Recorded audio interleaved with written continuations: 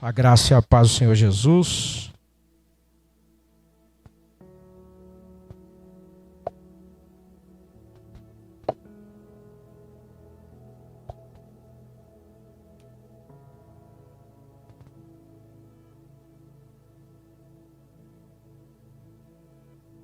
Romanos capítulo 8, versículo 37. Quero convidar que nós o leiamos apenas a título introdutório. Romanos 8, 37. Hoje eu estou sem óculos. Vou ter que trazer um pouco mais para perto, um pouco mais para perto. Mas apesar de tudo isso, somos mais que vencedores por meio daquele que nos amou. Vamos orar mais uma vez? Pai, obrigado pela vitória máxima que temos em Cristo Jesus por meio do seu sacrifício, que nos traz o verdadeiro entendimento, compreensão e confiança, porque a fé verdadeira advém do fato da compreensão da vida, da morte, da ressurreição e da promessa do retorno do Senhor Jesus. A fé verdadeira é a confiança em todos esses fatos conhecidos. Todas essas coisas nos fazem mais do que vencedores hoje. Nós bendizemos o teu nome, te agradecemos por tudo, por essa noite especial, em nome de Jesus. Amém. Meus irmãos, o tema que proponho hoje, diante de todos os outros temas que temos já visto, debaixo desse guarda-chuva maior do prepare-se, porque Jesus está voltando, seja motivado, porque tudo que você precisa é Cristo. Eu sei que esse é um tema que ele é mais relegado a uma determinada periferia da vida cristã. Parece que a gente deixa ele na mão das pregações mais motivacionais ou daqueles que pretendem discursar mais em termos de fala empresarial. Mas hoje eu quero trazer uma percepção de que, sim, nós devemos estar motivados, porque nós temos tudo. Cristo é tudo que nós precisamos. E estou certamente motivado pela pregação do nosso pastor no domingo passado. Sobretudo, algumas coisas que nós falaremos mais ao final, que foi um desafio que o pastor fez assim, meio que sem perceber, a respeito de cânticos antigos e de suas histórias. Maravilhoso. Mas eu quero começar aqui, meus irmãos, tendo por base esse versículo que nós lemos, considerando com você, a título introdutório, quanto que nosso tempo, as pessoas que convivem conosco, de conhecidos, de pessoas que chegam ao nosso conhecimento, como nós temos vivido um tempo de depressão, de tristeza, de ansiedade, de sentimento de derrota, de fracasso, de insucesso, como nós temos vivido uma falta de ânimo, assim, até às vezes exagerada. E estes são sentimentos que normalmente estão presentes no cotidiano das pessoas. Por que não dizer no seu cotidiano? E muitas pessoas se encontram aprisionadas a esses sentimentos e se sentem impedidas de viver. São travadas, são verdadeiramente acorrentadas. E é interessante que no mundo de tantos recursos, os homens, as mulheres, ainda se sentem apertados naquele sentimento da Hannah Arendt. Conhecem? Lembram disso? A Hannah Arendt dizia assim: nada vai dar certo. Ô vida, ô dia, ô azar. E aí então muitos preferem buscar as falsas motivações para essa vida, por conta desse tipo de agarramento que lhes prende, que lhes acorrenta. E aí buscam tanto o entorpecimento, quanto o prazer desenfreado, quanto a roda de amigos, para que em uma ou outra conversa possamos esquecer aquelas coisas que nos puxam para baixo, ou busca de bens, busca de poder, as frivolidades do dia a dia, e quando se encerram, se encontram sozinhas nos seus quartos, nas suas salas, nos seus lugares de esconderijo, o coração parece mais pesado do que uma pedra de 50 quilos. Felizmente que tais sentimentos não afetam os crentes. Eu realmente tenho dúvida quanto a isso no meu coração.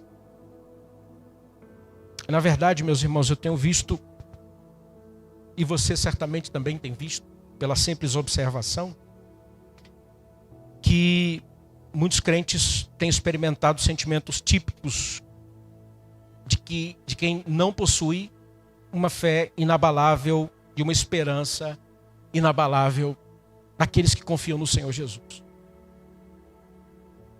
O mundo nos sugere sermos a hiena, para dizermos esse tipo de mantra. Mas Jesus nos motiva a experimentar a vitória. O mundo nos leva a estarmos sempre down no high society. Sempre abaixo. Mas Jesus nos convida para uma vida vitoriosa. Enquanto nós dissemos que motivação essa nunca faltou no Senhor Jesus, ao mesmo tempo, por isso mesmo nós dissemos a você, seja motivado, seja motivada, porque Jesus é tudo o que você precisa. E nesse sentido nós estamos nos preparando, nessa motivação, nesse encaminhamento, e esse motivar de Jesus nos nossos corações, nas nossas vidas, os nossos encaminhamentos, de sonhos a projetos, nós temos, Senhor, nós temos da parte do Senhor alguns convites muito especiais. E o primeiro deles, e quero sugerir que nós pensemos juntos, é que Jesus nos motiva a sorrir, mesmo quando nós somos provocados a chorar. E essa é a primeira verdade que quero que você guarde no seu coração. É um convite de Jesus.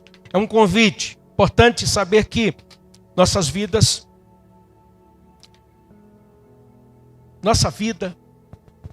pode ser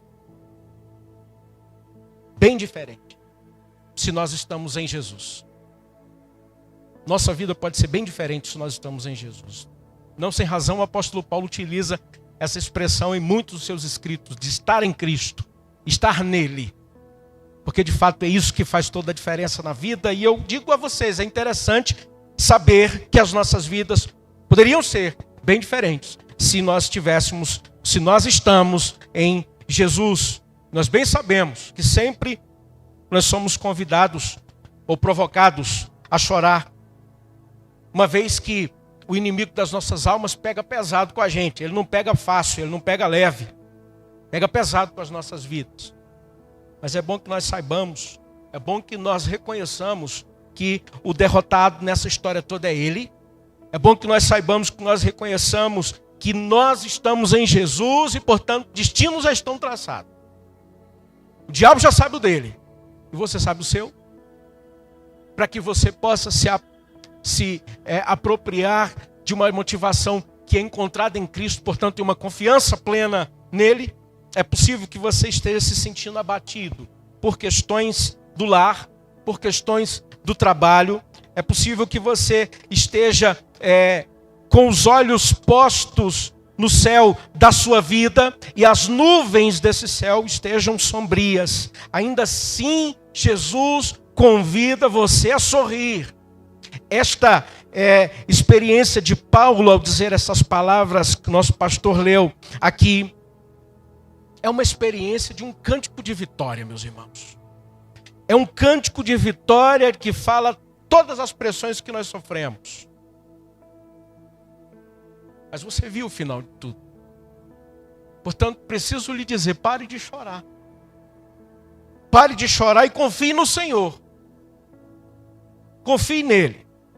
Quando Albert Einstein ainda era um adolescente, suas notas eram fracas.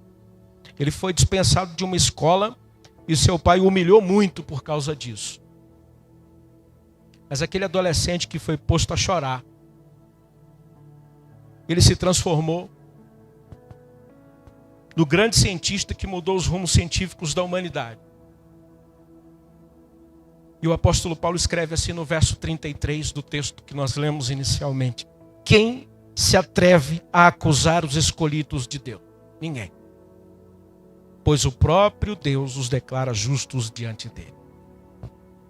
A segunda lição que aprendo, quero compartilhar com você, é que Jesus nos motiva a enfrentar a luta quando a derrota parece chegar. E muitas vezes nos encontramos completamente cercados pelos perigos, pelas armadilhas dessa vida. E por alguns momentos nós pensamos que talvez seria melhor levantar a bandeira branca da desistência. Mas a Bíblia está coberta de exemplos de como o Senhor livrou seus servos de modo sublime. Será que nós temos olhado para os exemplos bíblicos e temos nos motivado a partir deles? Diante de muitas experiências, por exemplo, Davi pôde dizer que se o Senhor não o ajudasse, ele teria sido engolido vivo. Mas o Senhor o livrou, fez quebrar o laço do passarinheiro e lhe concedeu liberdade. Essa expressão faz com que eu pergunte a você quem está cercando a sua vida. Será que passa pela nossa compreensão, nosso entendimento, um nível de confiança tal qual esse de Davi? Desse só Deus pode me livrar disso. Esse que deposita confiança no Senhor, de que Deus pode reverter um quadro irreversível, humanamente falando. Quem está cercando a sua vida? Portanto, a essa altura do ano 2024, neste fevereiro. A vitória de Jesus na cruz é a garantia da nossa vitória em Jesus. E a promessa da sua volta é a nossa mais desejada esperança. E, portanto, o alvo mais sublime, o qual nós temos que mirar. Não importa o poder do inimigo, meus irmãos. Pois o poder do Senhor é infinitamente maior. Por mais que seja simples dizer isso a partir desse lugar, se você não se apropria dessa verdade no seu coração, o inimigo continua prevalecendo sobre as suas questões. E você não entende o convite de Jesus, a motivação de Jesus. Você continua derrotado e continua olhando para essa derrota como um inimigo muito maior. Não importa o poder do inimigo.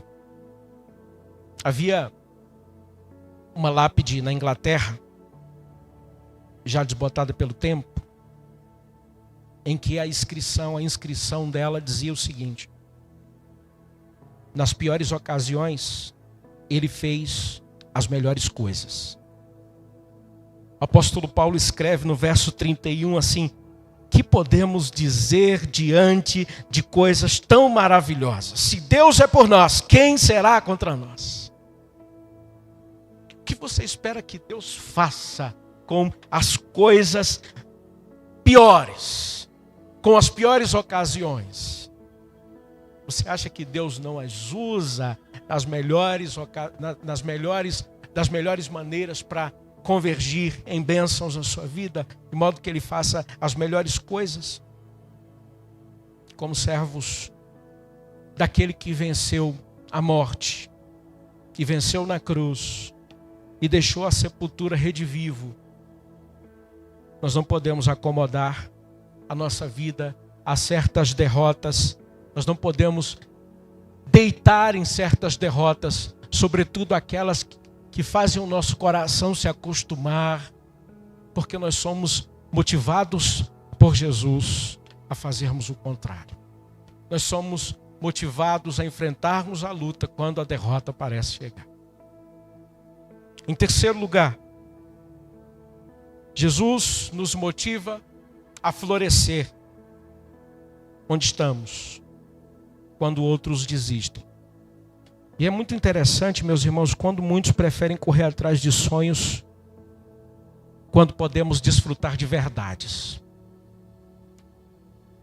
E muitas pessoas estabeleceram metas pessoais de deixar o seu local de plantio para irem em busca de um determinado Eldorado perdido. Muitos deixaram sua cidade, muitos deixaram sua casa, muitos deixaram filhos, muitos deixaram cônjuges para irem para outro país, para irem em busca de uma conquista que tenha sido financeira, tenha sido ela algo que pudesse trazer um conforto, o império, a compra de uma casa, pagar os estudos dos filhos. São motivos legítimos, tantas coisas. Mas e quando uma crise alcança todo mundo, o mundo todo, muitos acabam então se deparando com o fato de que deixaram o melhor patrimônio, deixaram a família, deixaram filhos, deixaram casamento por absolutamente nada. E a verdade é que muitos têm desistido diante de tamanhas crises que têm se acentuado e ainda aumentarão diante da falta de emprego, diante de uma outra circunstância a mais. As pessoas simplesmente desistem. 2 pequenos homens estavam contemplando uma montanha. Um se chamava Não Posso. O outro se chamava Eu Poderei. O primeiro disse o seguinte: eu posso subir essa montanha. O primeiro disse o seguinte: eu não posso subir essa montanha de jeito nenhum. E ele continua quieto na parte inferior da montanha. O outro disse: eu poderei subir sem dúvida essa montanha. E ele está agora no topo dessa montanha. 2 pequenos homens vivendo junto à montanha. Na parte de baixo está o eu não posso, e na parte de cima está eu poderei. Meus irmãos, sob a égide da motivação de Cristo, você não pode perder o desfrutar das verdades eternas porque você correu atrás dos seus sonhos. Justamente porque tais verdades, estas verdades que você pode desfrutar, elas haverão de iluminar e de trazer um vislumbre destes sonhos, porque eles serão conforme Deus. Você não pode trocar uma coisa pela outra. O apóstolo Paulo escreve assim no verso 34: quem nos condenará então? Ninguém. Pois Cristo Jesus morreu e ressuscitou, está sentado no lugar de honra à direita de Deus, intercedendo por nós. Muitos têm desistido, mas o Senhor intercede por nós, e você precisa avançar mais uns passos.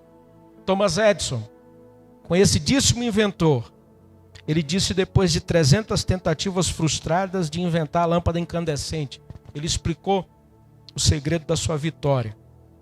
Ele disse: andar ao menos um passo além do ponto onde todos desistem. Que tal se você der mais um passo? Não desistir agora, mas der mais um passo.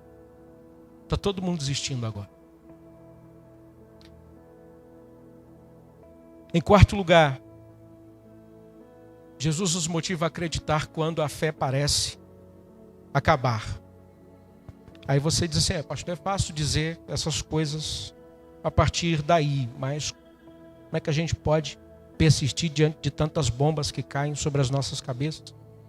E é interessante que há um capítulo na Segunda Grande Guerra Mundial que nos ilustra muito bem essa questão. Depois de invadir, de tomar boa parte da Europa, o sonho de Hitler era invadir a Inglaterra. E assim ele mandava diariamente os seus aviões, aquela poderosa aeronáutica, a Luftwaffe, bombardear sistematicamente as principais capitais, como naquela época radar ainda não era uma realidade. Durante vários meses, Londres e outras cidades foram castigadas. E o primeiro-ministro Winston Churchill, em meio aos seus bombardeios, ia para o microfone da BBC e com toda a segurança, com toda a tranquilidade, mas com a firmeza devida, ele dizia: nós vamos vencer. Nós vamos virar o jogo. Nós vamos resistir.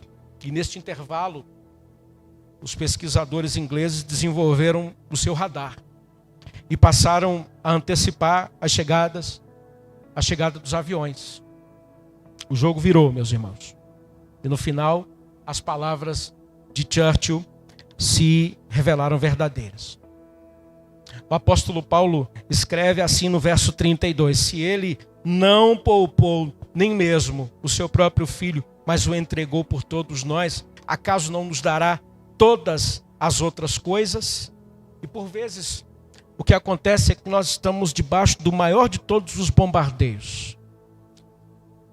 Mas o Senhor nos motiva a acreditar. O Senhor nos motiva a termos a fé inabalável, porque Ele já nos fez vencedores pela vitória que Ele mesmo alcançou. E nós não podemos simplesmente passar por esse fato, que é um fato inexpugnável na história de todo aquele que crê, desconsiderando todas as conquistas, especialmente a conquista da cruz, que é a vitória sobre o pecado e a morte. Porque esse presente foi dado ao que crê. Em quinto lugar, Jesus nos motiva a dar quando nós achamos que as mãos estão vazias. O que você tem entregado a Jesus? Qual é a entrega que você tem feito? Lembre dos seus dízimos. Lembre das ofertas. Talvez você possa dizer que não está numa boa fase, ou que o seu bolso anda vazio, mas lembre-se que essa é uma declaração inverídica. Essa é uma declaração soprada pelo diabo nos ouvidos. Você deve se lembrar da história de Nabal, contada no livro de 1 Samuel, especificamente no capítulo 25. Nabal era um homem que tinha recursos, tinha posses. Ele foi protegido por Davi, foi protegido pelos soldados do rei. Ainda não rei, mas haveria de ser. Foi protegido por Davi, pelos seus soldados. Mas quando precisou ser grato, Nabal se recusou a ofertar alimentos para os homens de Davi. E você conhece a história. A mão de Deus feriu Nabal e ele morreu. Como é que isso se chama? Falta de gratidão. Tinha como fazer. E quando a gente olha quanto Deus nos fez e quanto Deus nos faz, nós somos iludidos muitas vezes por Satanás de que nossas dificuldades são grandes demais. Nós estamos sempre repetindo estas palavras, não é? O caixa está baixo, a coisa está feia, olha que vai faltar, hein? Não tira não, vai faltar, nós vamos apertar. Quando Deus tem multiplicado bênçãos sobre nós, a gente diz essas coisas. Jesus nos motiva a dar o que nós temos e o que nós possuímos de forma liberal. Justamente porque Ele tem sido liberal para com a nossa vida. O apóstolo Paulo escreve assim nos versos 36 e 37, como está escrito: por amor de ti somos entregues à morte todo dia, fomos reputados como ovelhas para o matadouro, mas em todas estas coisas somos mais que vencedores por aquele que nos amou. Será, meus irmãos e irmãs, que não há nada em suas mãos para consagrar a Deus? Conta-se de uma menina que desejava dar um presente para sua mãe, mas ela não tinha nada. E ela apanhou então uma folha de papel, aquela folha de papel de presentes, muito conhecida, cola, fita, uma caixa, embrulhou e entregou para a mãe, que chegou estressada em casa do trabalho. E ela zangou com a menina. Ficou aborrecida com a menina porque ela estava brincando com papel, com cola, com laço e com fita. Ainda assim, ela abriu o presente. Estava julgando que pelo menos uma flor teria ali dentro. Vamos olhar. Mas ao abrir, não tinha nada. Absolutamente nada. E a mãe se chateou ainda mais. e mandou aquela menina ir se aprontar para dormir. Depois disso, ela percebeu que havia um bilhete na caixa que dizia assim: a caixa parece vazia, mas toda vez que você abri-la, sairá um beijinho para você, com todo o amor. Aquela mãe chorou. Chorou muito naquela noite. E arrependida, ela foi abraçar sua filha, que já dormia, pelo melhor presente que ela havia ganhado de alguém. Então não deixe que o diabo diga que você não tem nada. O Senhor tem colocado muito em suas mãos. Use isso na obra do Senhor. Use isso para abençoar outras pessoas. Em sexto lugar, Jesus nos motiva a ter esperança aqui no céu.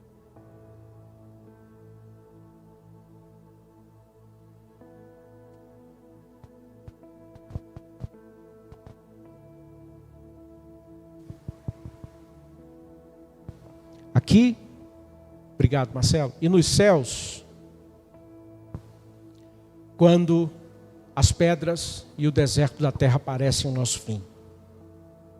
Interessante que Paulo afirma nos versos 38 e 39, porque eu estou certo de que nem a morte, nem a vida, nem os anjos, nem os principados, nem as potestades, nem o presente, nem o porvir, nem a altura, nem a profundidade, nem alguma outra criatura nos poderá separar do amor de Deus que está em Cristo Jesus, nosso Senhor. O inimigo das nossas almas tenta mostrar que servir ao Senhor hoje é bobagem e que as esperanças do amanhã são falsas. Quem que já perdeu nessa história, gente? Ele. Ele é o derrotado. Ele já está com seu destino eterno traçado. Nós também.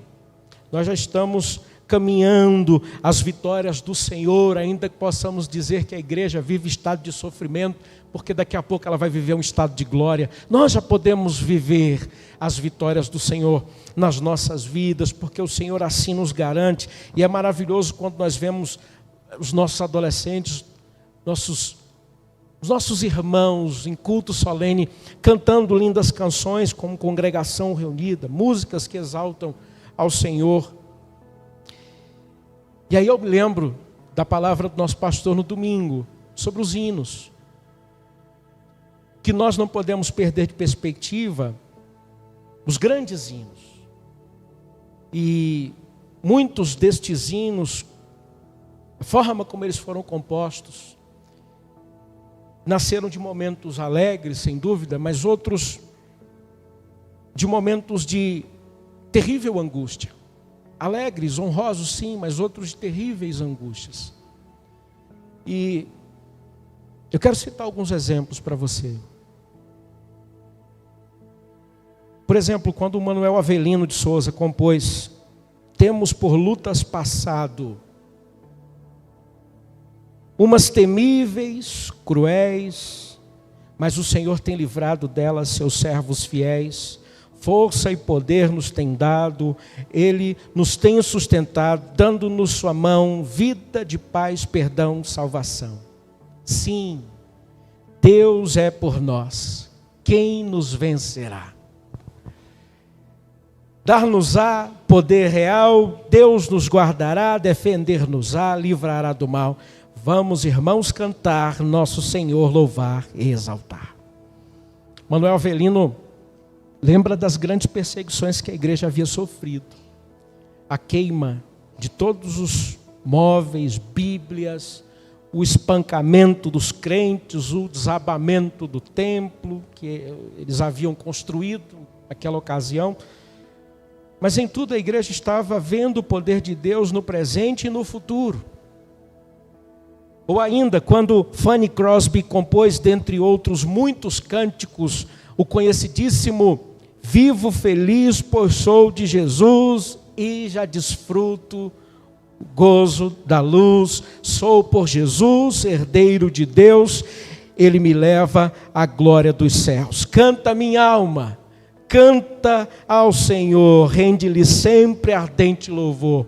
Canta minha alma, canta ao Senhor, rende-lhe sempre ardente louvor. Você deve saber, ela era cega. E nessa ocasião ela tinha sua saúde muito debilitada. Desse modo ela ainda cantou muito alegremente essa canção. De sua autoria. Porque o Senhor estava concedendo a ela o seu amor, esperança, inabaláveis nessa vida e na eternidade.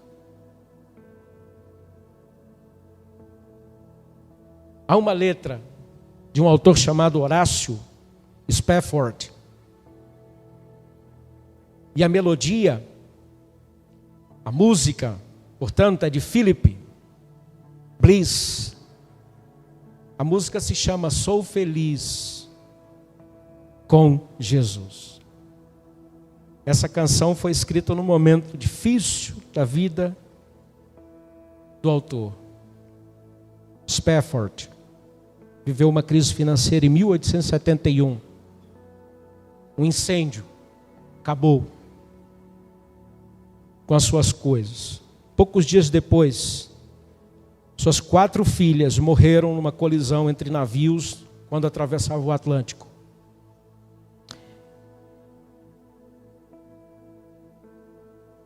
Essa melodia que é feita por Philip, essa música que é feita por Philip, tem o mesmo nome no inglês do navio em que as filhas de Horácio Spafford morreram. Infelizmente, Philip Bliss morreu aos 38 anos em um acidente de trem, dias depois de escrever a melodia Sou Feliz com Jesus. E essa música se tornou um hino de conforto, de esperança para muitos crentes. Muitas pessoas, portanto. E ao passar pelo local lá das meninas, da morte das meninas, ele escreveu os versos: se paz a mais doce me deres gozar, se dor a mais forte sofrer, ó seja o que for, tu me fazes saber que feliz com Jesus hei de estar. Um hino escrito por uma americana chamada Mary Ann. Hino chamado Mestre.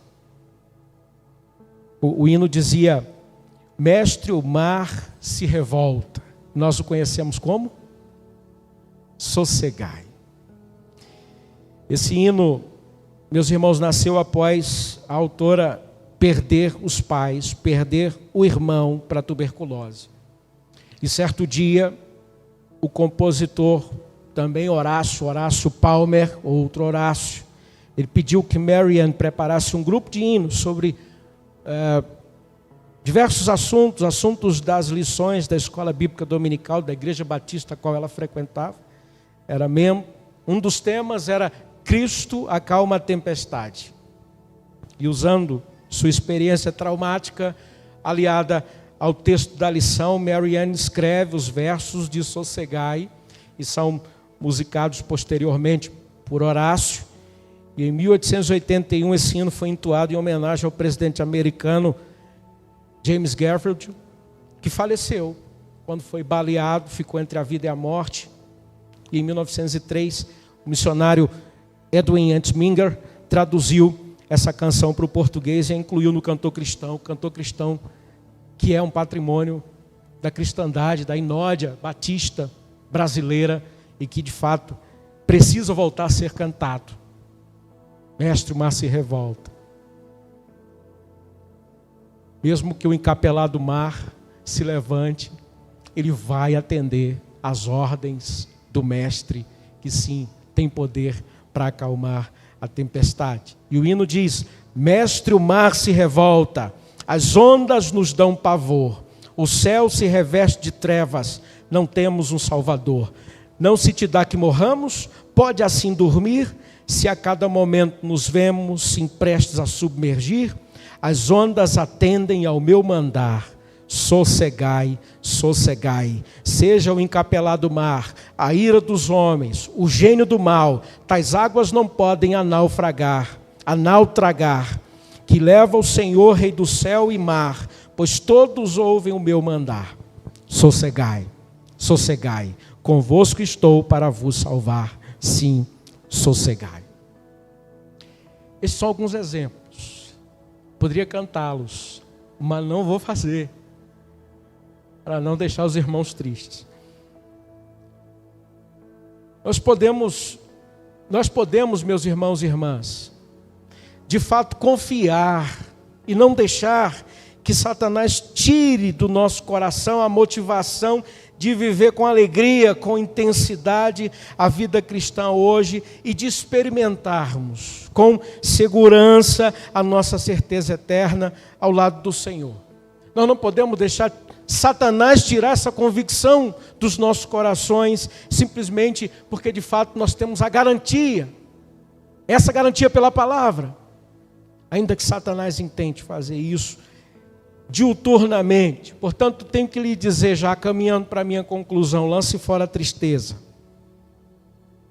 lance fora a desilusão, lance fora os sentimentos de abatimento e confie no Senhor, hoje e sempre. Afinal de contas, o que diz o verso 35 do texto que temos, Romanos capítulo 8, quem nos separará do amor de Cristo? A tribulação, ou a angústia, ou a perseguição, ou a fome, ou a nudez, ou o perigo, ou a espada? Nada pode nos separar do amor de Deus que está em Cristo Jesus, nosso Senhor. Você quer ser a hiena mal-humorada, ou você quer ser um filho vencedor? Você prefere ser um derrotado e acomodar essas derrotas na vida e dizer está tudo bem? Ou ser aquilo que a Bíblia diz que nós somos em Cristo Jesus super vencedores, por todas especialmente a vitória da cruz que nos foi outorgada. Se você optar por cumprir o plano de Deus para a sua vida, vai ser necessário, meus irmãos e irmãs, em primeiro lugar, buscar ao Senhor de todo o seu coração. E isso implica uma vida de oração, uma vida de leitura da palavra de Deus. Se você optar por cumprir o plano de Deus na sua vida, isso significa necessariamente que você decida andar com aqueles que andam com Deus. E, portanto, você tem que se afastar dos que puxam para baixo, dos que chamam para os maus caminhos, dos amigos que tiram o ilustre da sua vida. Se você quer cumprir os planos de Deus na sua vida, e essa é uma opção para você nessa noite, você tem que saber que será necessário abandonar o pecado do seu coração, seja em pensamentos, seja em atos que levam a baixa autoestima. Se você quer fazer isso, vai ser necessário você decidir querer o melhor para a sua vida hoje e eternamente. Portanto, não busque o pior para a sua vida. O melhor está com o Senhor. O melhor é o próprio Jesus e você tem que desfrutar isso. Você opta por cumprir o propósito, a vontade de Deus na sua vida, então será necessário que você estabeleça um verdadeiro compromisso com Deus. Sem isso, não há vitória. Sem isso, não há bênção. Sem isso, não há mover de Deus. Jesus é tudo que você precisa. E com isso, você precisa ser motivado. Por saber dessas coisas, você viva tal como você sabe. E que para isso, Deus te abençoe. E você esteja preparado, nós estejamos preparados. Que Deus nos abençoe, meus irmãos. Em nome de Jesus. Vamos ficar em pé? Todos. Que Deus abençoe sua vida. Em nome de Jesus. Baixe sua cabeça e vamos orar.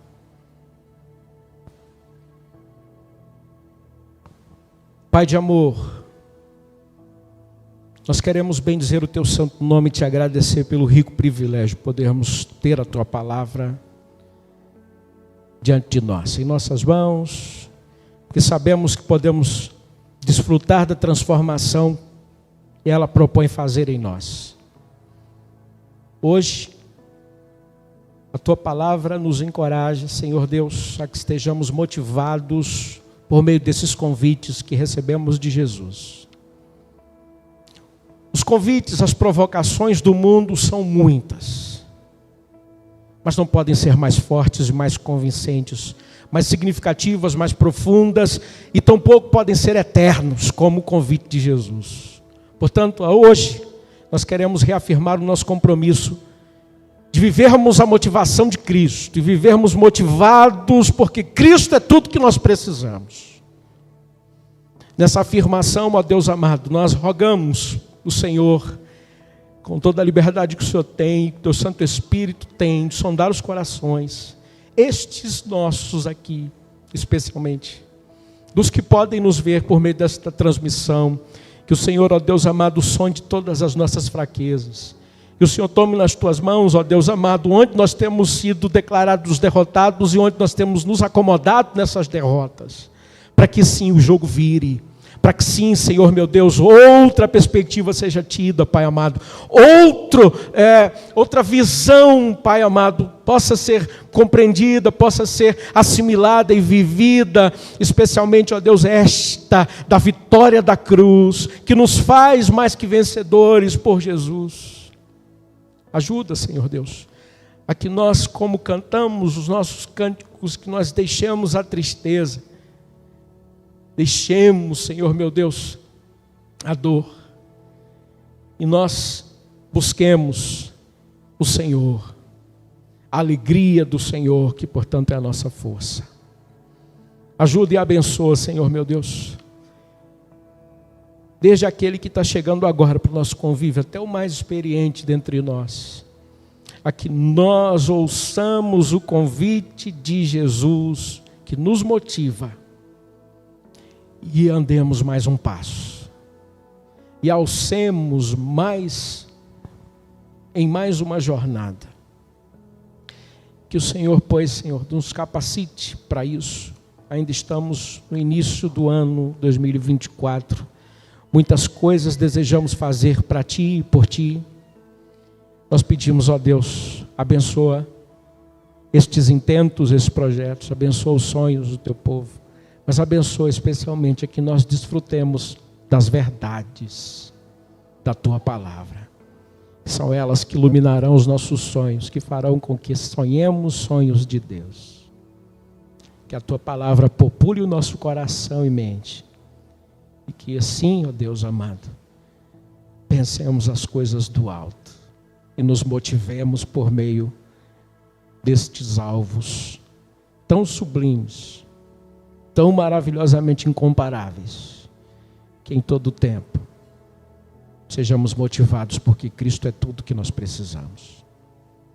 Bendito seja o nome de Jesus, hoje e sempre. Amém. Amém. Amém, gente? Glória a Deus. Que você tenha uma boa semana. Nós vamos ter uma última oração, de modo que possamos nos despedir e vivenciarmos uma segunda-feira, toda uma semana de vitórias da parte de Deus em Cristo Jesus. Amém? Vamos orar. Que o amor de Deus, o Pai, que a graça bendita e salvadora do Senhor Jesus, que as doces consolações e a comunhão do Espírito Santo estejam conosco, desde agora e para todo sempre. Amém. Uma boa semana para você, que Deus abençoe você e sua família.